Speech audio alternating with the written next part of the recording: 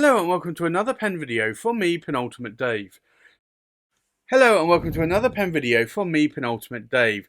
So I have here another pen for review, and yes, this is an Esterbrook Estie. As you can see there, established 1858, and this has been reborn. This is a lovely textures box, but it does have a magnetic clasp there that you can see. It's quite a textured box.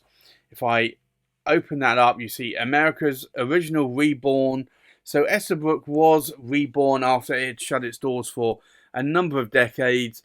It has since been purchased by Kenro Industries, and Kenro are the distributor and owner now of the Esterbrook brand.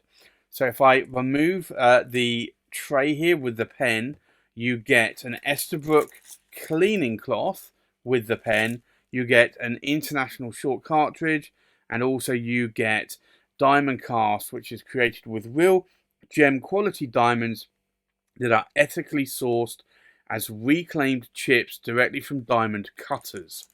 So this pen does actually have real diamond dust inside the pen. I will remove the box and I will show you the pen in a little bit more detail.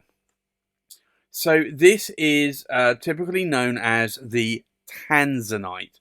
So this is an Esterbrook Estie oversize. It's part of the Sparkle range, and the Sparkle is the diamond cast range. And you can see here this has a lot of glitter going on. It's very fine, very subtle glitter, but you can kind of see that there. So it does actually have quite a lot of sparkle to it. So this is made by diamond cast, and this is Mackenzie Penworks, and they do make the diamond cast material. They make it, and the rods are available for custom pen makers to purchase, so they can purchase direct from Mackenzie Penworks. It's an interesting material. It's a material that I do like a lot. I do like a little bit of a sparkle in some of the resins, and this is certainly that. So this is a cigar-shaped pen. You can see that it tapers down to what essentially is the cap finial there. You have a clip which is functional, but it's quite strong in terms of trying to pull that clip. The cap actually tapers out to what normally would be a cap band, but you see there it says Esterbrook in gold, so there is no band on this pen. There's a slight step down. The body then tapers down to what would be the blind cap or end cap there on the body. If I unscrew the cap, you'll see it has an Esterbrook nib there, 1858. It's a steel, it's a Yovo nib with a plastic feed. You have some metal threads here on the section. You also, if I unscrew the body, you have metal here. I do have this inked up at the moment. It's probably about just under half a converter there. It comes with a converter as well as a international short cartridge, and the converter there you can see it says Esterbrook there. So that's a nice touch as well. It does have metal threads here on the inside of the section, and also for the cap. They do squeak a little bit from time to time. That's one thing I have noticed. Metal on metal, they can actually have a bit of friction and a little bit of a squeak. It doesn't really bother me. In terms of the length of the pen though, this is actually a really nice size. I do love the size of these oversized Esterbrook Esties. Now they do come with a steel nib, they don't come with a gold nib. I think you can retrospectively fit a gold nib to these, you can buy them. And I think there are a few models where you can buy them with the gold nib. You can also get some custom nib grinds like needle points. You can also get the journaler nib as well. I decided to go with a medium nib on this one, and I really am liking it. I do like the Yovo nibs. I do find that the mediums, the broads are actually quite nice. I started getting some fine nibs, and I have to say they are quite nice as well. Can I post the cap? I can. The issue here is it doesn't post that deeply, as you can see. and it will wobble a little bit. But you can put it on there, and it will not, if I shake this, it will not come off. It does make it a little bit long, a little bit like a wand, and honestly, I wouldn't do it. But if you're a cap poster and you have to post your caps, then yes, you can do it. It's not a deep posting though, like some pens, so you just need to bear that in mind. The section is a little short on these. I don't feel the threads though. These are very chunky threads, but I don't actually feel that. I really don't feel that step up there onto the body. So for me, this is actually a very comfortable pen to write with. So I think with that, we will do a size check, we'll do a weight check, we'll do a pen comparison, and then we'll do a writing sample. So the length of the pen, we are looking at about 155 millimeters in length. The length of the cap, we're looking about 68 millimeters in length. And if we look at the length of the body, we are looking at about 135, 136, probably 135 millimeters in length. I think we'll do a weight check.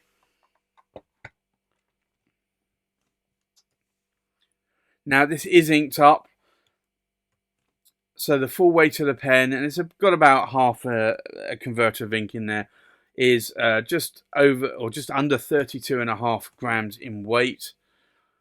The weight of the cap, we're looking at just over 10.5 grams in weight, and then the weight of the body there, we're looking at just under 22 grams in weight. So 22 grams is actually a nice weight of pen. It's not too light, but it's not too heavy as well.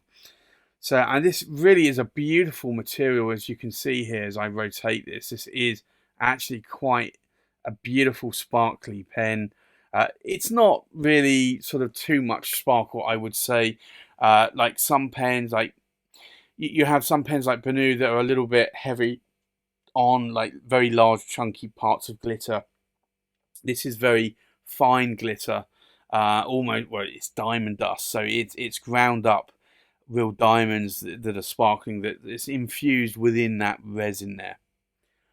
So I think with that, let's do a comparison with other pens. So from left to right, we have a Scribo Fill in the Verde Bosco. We have a Leonardo Officina Italiana Momento Zero, and this is in the Mediterraneo. We have a Pelikan M800 Royal Gold Radon. We have a Pelikan M1000, and this is a Radon Starlight. We have a Montegrappa Extra 1930 Shiny Lines Dove. We have an Esterbrook Estie, and this is a Sparkle in the oversize in the Tanzanite. We have an Esterbrook Estie in the Sparkle in the oversize, and this is the Cosmic Wine. We have a Ryan Crusac Legend 16 in the Dragon Slayer. We have a Tatcha Miyabi Winter's Breath, and we have a Classic Pens LB5 Kaoseki. So I think with that, let's go and do a writing sample. So this is an Esterbrook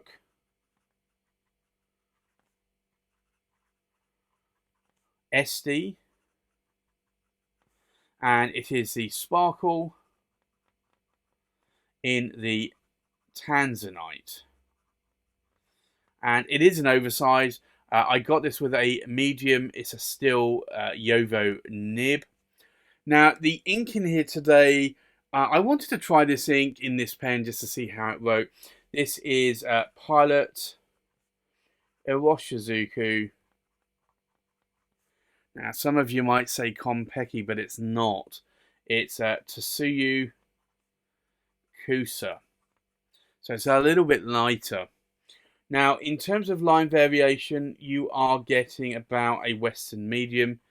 If I push it a little bit harder, you can probably push it to a broad, and you can get some line variation out of it, but this is a still nib, so don't expect too much variation in line variation there. So You can also see that there's no hard starts or skips in these vertical lines.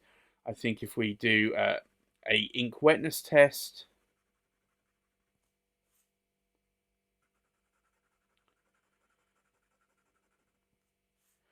now this is a Yovo nib. It's a medium nib. Typically, I do find Yovo nibs are not that wet. They are not a dry nib, but they are actually good for writing in a journal or in a notebook where you want to sort of turn the page fairly regularly if you're doing a lot of writing, taking meeting notes and things like that. What do I like? What do I not like about this pen? Well, I do like that it's an Esterbrook Estie. I really like that it's an oversized, because I do find the oversized pens are slightly better for me in terms of size and weight. I love that it's the sparkle edition, so it's got the diamond cast material there. So it's got real diamond dust infused into that resin by Mackenzie Penworks. I like that it's a cigar-shaped pen. I like that it's got a cartridge converter in there, so it's easy to clean out as well. It does have a steel nib. I don't dislike steel nibs. I think some people do prefer gold nibs over steel nibs. I think you could easily upgrade this nib with another Yovo nib and put a gold nib in there if you wanted to. I think you can also buy some Esterbrook Estie gold nibs as well. What do I dislike about this pen? There's really nothing that I dislike about this pen. I got the original Sparkle edition in oversize, the Garnet, and then this Tanzanite are actually a lot lower than some of the more newer models, which are limited edition, like the Rocky Top or the Cosmic Wine. So these are almost half the price, the Sparkle ones. So I think these are a really good price. So I do wish that the Rocky Top, and I do wish that the Cosmic Wine wasn't quite as expensive as it is, or more expensive as it is, compared to the Sparkle of the Garnet and the Tanzanite. But outside of that, I do like this pen, and I do either way. I do think it's worth the price, whether or not you go for the Garnet, the Tanzanite, or the more expensive Rocky Top or the Cosmic Wine. Outside of that, really, there's nothing else that I dislike about the pen. The pen writes really well out of the box. It's a pen that I love writing with, and I've actually put in quite a bit of writing already with. So that's my review of the Esterbrook Estie Sparkle in the Tanzanite with a medium steel nib. Thanks for watching. Please like, comment, and subscribe, and I'll see you on the next pen video. Bye-bye.